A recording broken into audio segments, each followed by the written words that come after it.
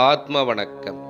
சித்தவித்தையின் கர்த்தா ஞானபிதா சுவாமி சிவானந்த பரமஹம்சரின் அருளாசியால் பிரமஸ்ரீ பெருவேம்பா ராமசாமி எழுதிய சித்த சமாஜ வெளியீடான சித்தவித்தை தன்னையறிந்து இன்பமுற ஒப்பற்ற ஒரே வழி. ஈஸ்வர சர்வபூதானாம் ஹிர்தேசே அர்ஜுனதிஷ்டதி என்று பகவத்கீதை கூறுகிறது. அதாவது ஈஸ்வரன் எல்லா ஜீவராசிகளுடைய இருதயத்தில் இருக்கின்றார். இங்கே இருதயம் என்பது உடலுக்குள் இருக்கும் இரத்தத்தை உள்வாங்கி வெளியேற்றும் உறுப்பு என்று மக்கள் தவறாக கருதுகின்றனர். ஆனால் உண்மை அதுவல்ல.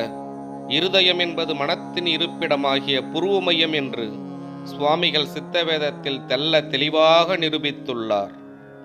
ஹிருதய கமல மத்தியே தீபமத்வைத சாரம் என்று வேதம் குறிப்பிடுகிறது.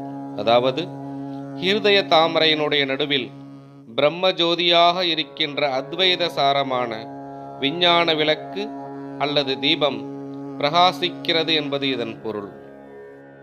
இவற்றிலிருந்து தான் ஆகிய இறைவனுக்கு ஒரு இருப்பிடம் உண்டென்றும் அது தன்னில் உள்ள மனத்தின் இருப்பிடமாகிய புருவ மையம்தான் என்றும் புலப்படுகிறது. தன்னைத்தான் அறிதலே, அதாவது உணர்வதே இறைவனை அறிதலாகும். தன்னை அறியும் நெறியே சொரூபாராதனை, சொரூபானு சந்தானம் பக்தி என்று கூறப்பட்டுள்ளது. சுயரூபம் என்பது தன்னுடைய வடிவம். தன்னுடைய வடிவம் களங்கமற்றது. அதற்கு நாம ரூபங்கள் எதுவும் இல்லை.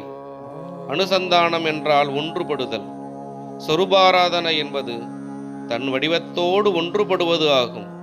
இதுவே பக்தி யோகம் ஆகும். சித்தவித்தை தொடரும்.